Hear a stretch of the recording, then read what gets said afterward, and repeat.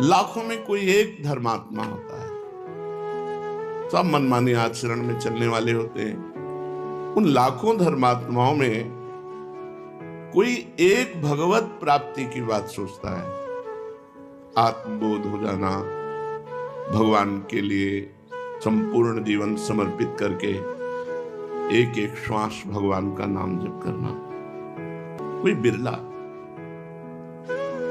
उन चलने वालों में हजारों में कोई एक चल पाता है, तो क्या होता है फिर? वो मनोरंजन में लग जाता है।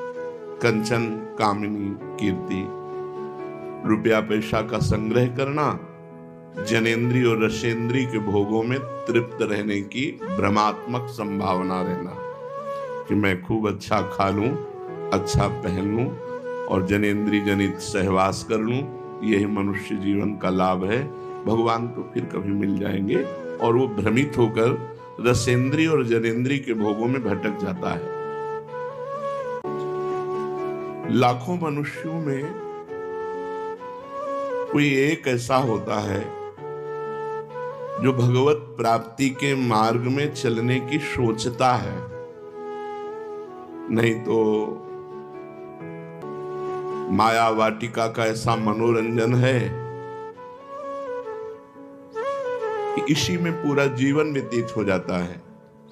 कामनाओं की बाढ़, चिंता, शोक, भय, इन्हीं में फंसा हुआ नाना प्रकार के दुखों को भोगता हुआ इस दिव्य मानव जीवन को व्यर्थ कर देता है। ये जन्म हम परमात्मा के लिए अर्पित करते हैं। उसकी दिनचर्या क्या होगी? पहला, किसी उच्च कोटि के महापुरुष का आश्रय।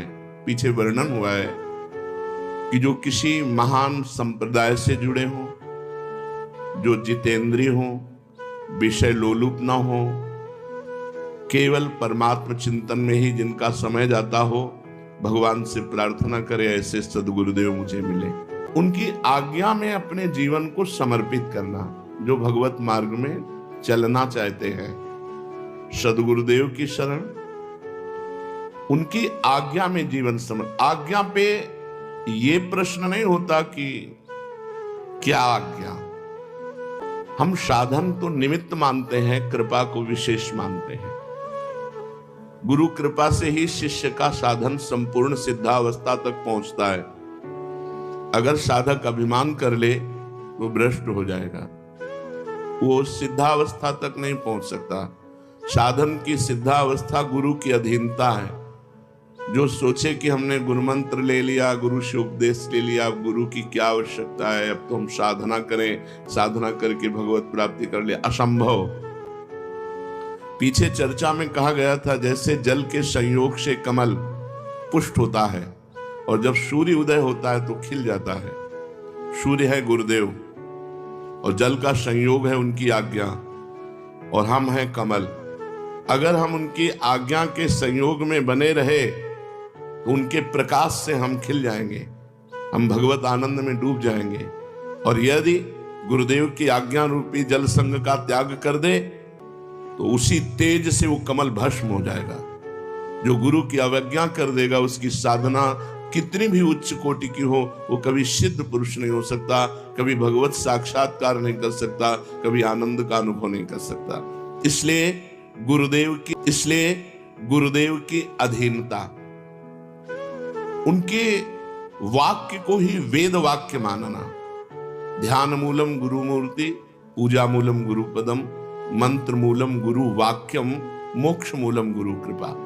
मंत्र का मूल गुरु के वाक्य और मोक्ष का मूल गुरु की कृपा है। गुरुदेव मनुष्य हैं ऐसा अधम साधक मानता है, गुरुदेव अच्छे संत हैं ये मध्यम साधक मानता है, और गुरुर ब्रह्मा गुरुर्विष्णु गुरुर्देव महेश्वरा गुरु साक्षात परब्रह्म तस्मै श्री गुरुवे नमः, ये उत्तम साधक का लक्षण है कि जो पर ब्रह्म सामने हमारे बैठे हुए हैं, हमें और कोई अनुभूति नहीं करनी, हमारे गुरुदेव पर ब्रह्म है, उनके वाक्य ही वेद है, उनकी आज्ञा का पालन ही साधना है और उनकी प्रसन्नता ही सिद्धावस्था है। अब उस साधक को अपनी दिनचर्या बनानी चाहिए नित्य स्वाध्याय होना चाहिए। वेदो नित्य मधीयताम, शास्त्र आज्ञा करता है, वेदो नित्य मधीयताम, वेदों का नित्य स्वाध्याय होना चाहिए साधक को। अब जो संस्कृत नहीं पढ़े तो वो वेदों तक कैसे पहुंच सकते हैं? तो वेदों को ब्रह्म ऋषियों ने हिंदी शब्दों में भी अपने अपने वाक्यों में भी बोला है, तो वेद वाक्य ही है। संतों की वाणी का रोज स्वाध्याय करना, सत्संग सुनना, शास्त्रों का स्वाध्याय करना, जैसे श्रीमद् भगवद गीता जी है, श्रीमद् भागवत जी है, बहुत सरल भाषा में गोस्वामी तुलसीदास जी ने, रामचरितमानस है, और बड़े बड़े महापुरुषों के वचन हैं। वो सब जब एक धरा है, उस स्थिति में जब महापुरुष पहुंचते हैं तो सबके वाक्य एक ही जैसे मिलते हैं। शब्दावली अलग हो सकती है, भाषा अलग हो सकती है, लेकिन स्थिति सब में एक ही हमने पाई। चाहे वो गुरुवाणी जी हो, चाहे महावीर स्वामी के वचन हो, चाहे वो आद्य गुरु भगवान शंकराचार्य के वचन हो, सब उसी परमात्मा तत्व की स्थिति में पहुंचे हुए महापुरुष उसी का वर्णन करते हैं। सब महापुरुषों का एक ही सार विषय है, शरीर का राग मिट जाना, इंद्रियों को वश में कर लेना, मन को परमात्मा में लगा लेना, हो गई परमात्मा प्राप्ति। विषयों में लगा हुआ मन बंधन का कारण है और परमात्मा में लगा हुआ मन मोक्ष का कारण है। तो साधक की दिनचर्या में वेदो नित्य मधीयताम, शास्त्र का स्वाध्याय नित्य होना चाहिए। जैसे अपनी वाणी है श्रीमद् चतुरासी जी 42 लीला, ये जो भगवत लीलाओं का गायन करने वाले हैं, इनका तो गायन किया ही जाए, लेकिन सिद्धांत जरूर पढ़ा जाए। अगर सिद्धांत जीवन में नहीं है तो आप लीला गायन करके, नाम जप करके, वैराग्य धारण करके भी भोगों में भ्रष्ट हो जाएंगे। सिद्धांत वो मेड़ है जो साधक को फूटने नहीं देती, बहने नहीं देती, भ्रष्ट नहीं होने देती। सिद्धांत समझ लेना चाहिए। बिल्कुल एक श्लोक में हरिवंश महाप्रभु सिद्धांत का वर्णन, एक दोहे को मान लो तो उसी से काम चल जाएगा।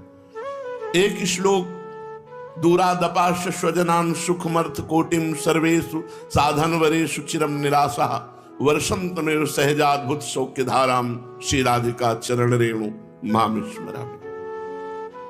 पारिवारिक जनों से दूर रहो, सीधे आदेश है। अय वैरागी, अय भगवत तत्व के ज्ञान को प्राप्त करने वाले जिज्ञासु, दूरादपाश स्वजनान, जो शरीर संबंधी जन हैं, इनसे दूरी बनाओ। यदि गृहस्थ हो तो इनसे दूरी बनाओ।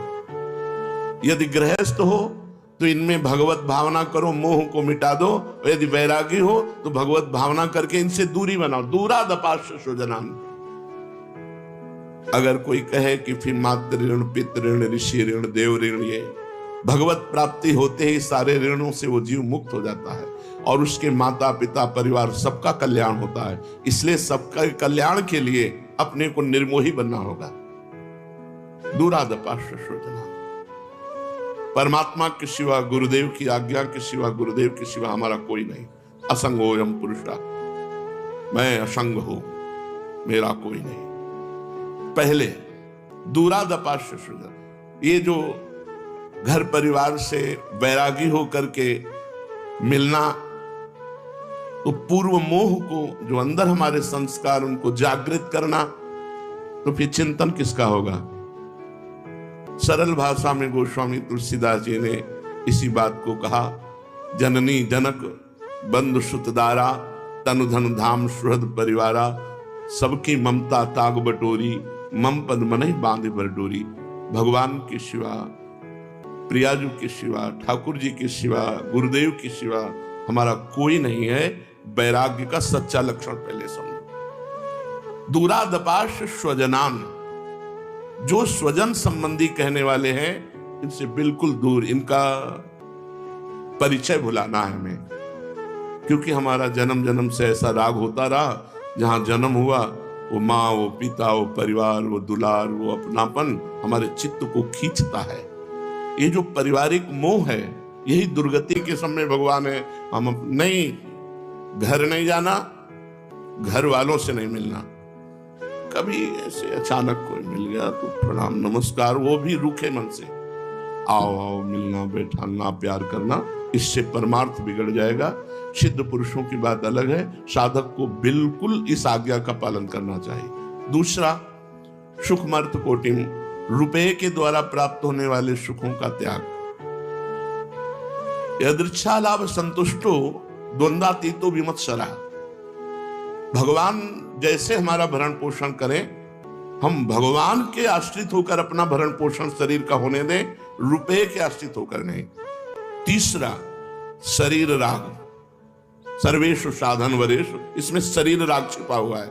मैं साधना करता हूं, इस साधना के बल से भगवत प्राप्ति करूंगा, इसमें भी अहम ग्रह है। अहम है, अहम होने के कारण वो भगवत प्राप्ति नहीं कर पाएगा। इसलिए साधन तो हम कर रहे हैं, पर गुरु कृपा का आश्रय है। गुरु कृपा से कर रहे हैं, भगवत कृपा से कर रहे हैं। हमारा जो साधन बन रहा है, मुझे इसका बल नहीं है, मुझे गुरु कृपा का बल है, भगवत प्राप्ति का। 3 बातें हरिवंश महाप्रभु ने कही। सबसो हित निष्काम मति, श्री वृंदावन विश्राम, श्री राधा वल्लभ लाल को हृदय ध्यान मुख नाम। सबसे हमें व्यवहार करना पड़ेगा। मनुष्य जीवन है, मिलेंगे भगत जगत सब, लेकिन सबसे हमें निष्काम मति रखनी है। हमें कोई चाह नहीं करनी किसी व्यक्ति के मिलने से, किसी से प्रेम से व्यवहार करने से मेरे अंदर ये चाह ना पैदा हो जाए कि ये व्यक्ति हमें कुछ दे या देगा। ऐसा हमारा व्यवहार नहीं होना चाहिए यदि भगवत प्राप्ति करनी है। सबसो हित, लेकिन निष्काम मति। सब जीवन सु प्रीति, व्यवहार में सबसे प्रेम व्यवहार से बोलेंगे, लेकिन रीति निबाह तापनी, हमारी रीति है, हम तुमसे कोई चाह नहीं करेंगे। अचाह होकर व्यवहार करना। और विरक्तों को अब चाहिए, समय बड़ा परिवर्तित होता जा रहा है।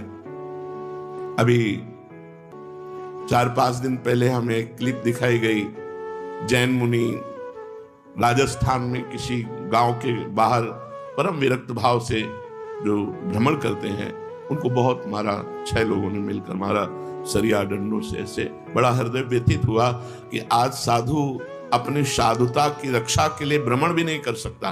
भ्रमण करे तो कहीं कोई बच्चा चोर कह के, या कहीं कोई ऐसे इस तरह का राक्षसी भाव बढ़ रहा है। तो आदेश किया, परम पवित्र तीर्थों में, धामों में वास करो। श्री वृंदावन विश्राम, भगवान के धाम जहां गुरु की सिद्ध पीठ है। पर जो वीर पुरुष होते हैं वो डरते नहीं है। प्रारब्ध भोग है शरीर का, चलो पीट लो, लेकिन वो अपनी मर्यादा में कभी विचलित नहीं होते। वो तो भ्रमण ही करते हैं। पर समय बहुत गलत आता चला जा रहा है, लोगों की आसुरी बुद्धि बढ़ रही। बोलो विरक्त संत, उनमें तुम्हें क्या भय की आशंका है? जो कोमल स्वभाव करुणा में जगत मंगल के लिए पद यात्रा कर रहे हैं, उनके चरण धूलि माथे पे लगावे जिससे मंगल हो। और नौजवान 6 लोगों ने मिलकर के डंडे से मारा। एक बार कहीं मार ही डाला था, पाल घर में तो मार ही डाला था संतों को। तो इसलिए कह रहे श्री वृंदावन विश्राम, भगवत धामों में, गुरु की सिद्ध पीठों में विश्राम करे, क्योंकि जगत का बड़ा विकराल स्वरूप होता चला जा रहा है। लोग पशुता को, ऐसे संतों के अपराध से कुल परंपरा नष्ट हो जाती है। साधु अवज्ञा तुरंत भवानी कर कल्याण अखिल के हानि। जो विरक्त संत हैं, उनके प्रति केवल रोष दृष्टि से देख लेने मात्र से अनेक जन्मों के पुण्य नष्ट हो जाते हैं। फिर उन पर प्रहार कर देने से तो सर्वनाश हो जाएगा। उनको न लोक के रहेंगे, न परलोक के, न उनके बाप बाबा रहेंगे। पितरों तक का नाश हो जाता, पतन हो जाता है। अगर एक कुल में भगवत भक्त जन्मे, उनके पितरों की तृप्ति हो जाती है, उद्धार हो जाता है। अगर एक दुष्ट जन्मे तो पितरों तक का पतन हो जाता है। सब सुहित, सबसे प्यार करो, निष्काम भाव से रहो, भगवत धामों का सेवन करो, निरंतर भगवान नाम जप करते हुए अपने इष्ट का ध्यान करो। ये हुआ चलना, अभी पहुंचना नहीं हुआ।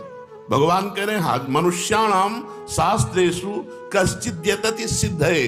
सिद्ध के मार्ग में कोई बिरला ही चलता है जो बिल्कुल शास्त्र की आज्ञा के अनुसार, गुरु की आज्ञा के अनुसार चलता है। भगवान के नाम का कीर्तन करना, भगवान के श्री विग्रह के सामने नृत्य करना, जोर जोर से भगवान को एकांत में पुकारना, बड़े महापुरुषों का संग करना, साधु संग बहुत सोच समझ के करे। हमको उपदेशक तो लाखों मिल सकते हैं, लेकिन साधु मिलना कठिन मिलना। इसलिए कभी आज तक संग नहीं किया।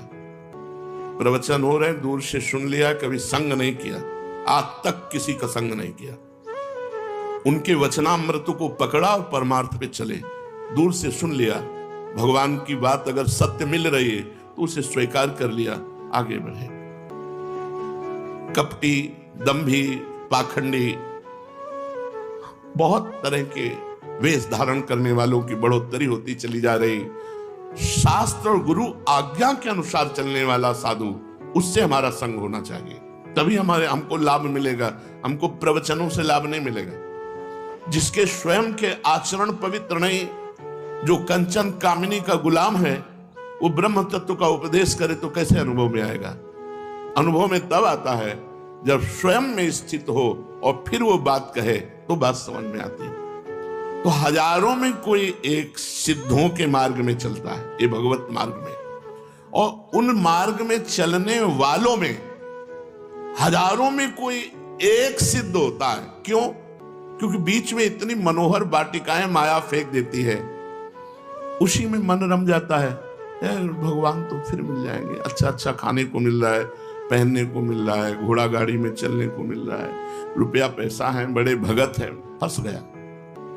लक्ष्य राई के सम चलत ही होत और क्यों, एक राई के दाना के बराबर अगर चल दे अलग तो परमार्थ बहुत दूर हो जाता है। परमार्थ बिल्कुल कदम पे कदम, जैसी आज्ञा वैसा ही चलना। तो भगवान करे यततामपि सिद्धानाम कश्चिन् मां वेति तत्वतः। उन हजारों में यत्न करने वालों में कोई एक सिद्ध होता है, सिद्ध भगवत प्राप्त। लेकिन कठिनाइयां भी हैं, इतनी आंतरिक कठिनाइयां हैं। काम क्रोध का वेग, लोभ मोह का वेग, कुछ आनंद की अनुभूति हृदय में नहीं हो रही, अंधकार छाया हुआ है, भजन का प्रयास कर रहा है, माया अपनी तरफ आकर्षित करके उसके चिंतन को खसीट रही है। बड़ा युद्ध है, कोई छोटा मोटा नहीं, महाभारत युद्ध से भी बढ़कर युद्ध है। ये युद्ध वही जानता है जो साधक भगवत प्राप्ति के मार्ग में चल रहा है। जो बैलेंस बना के मनोरंजन कर रहे हैं उनको तो युद्ध से मतलब ही नहीं, लेकिन जो संयम से भगवत प्राप्ति के मार्ग में चल रहा है उसके हृदय में दाह पैदा होती है। वो महान तितिक्षु, कष्टों को सहने वाला, बाहरी भीतरी दोनों प्रकार के प्रहारों को सहने वाला, वो सहत सहत बाढ़े भगति गृह तनु गुरु हितगार। अब श्री भगवान कह रहे हैं मैं स्वयं तुम्हें तत्व का उपदेश करूंगा। अभी तक ब्रह्म ऋषियों के मुख से उपदेश दिए, संतों के मुख से उपदेश दिए, वो भी सब यथावत है क्योंकि भगवान ही बोलते हैं। ये स्वयं भगवान बोल रहे हैं, जगत गुरु श्री कृष्ण चंद्र जी। भगवान ने कहा था कि मैं तुम्हें ज्ञान विज्ञान के सहित तत्व का वर्णन करूंगा। अब भगवान तत्व का वर्णन कर रहे हैं। भूमिरापो नलो वायु खम मनो बुद्धिरेव च अहंकार इतीयं में भिन्ना प्रकृतिरष्टधा अपरे अमितस्त्वन्यां प्रकृतिं विद्धि में परां जीवभूतां महाबाहो येदं धार्यते जगत। पृथ्वी, जल, तेज, वायु, आकाश, मन, बुद्धि, अहंकार, 8 प्रकृति है जिसमें जीव फंसा हुआ है। भगवान कह रहे हैं ये 8 भेदों वाली मेरी अपरा प्रकृति है, और अपरा प्रकृति से बिल्कुल भिन्न एक परा प्रकृति है जिसे जीव कहते हैं। इन्हीं दोनों के द्वारा अनंत ब्रह्मांड विकसित दिखाई दे रहे हैं। पंच महाभूत, मन, बुद्धि, अहंकार, अष्टधा प्रकृति, ये अपरा है। और जो आत्मा है, आत्मा शब्द इसलिए यहां नहीं कहा गया क्योंकि भूल से देहाभिमान को स्वीकार के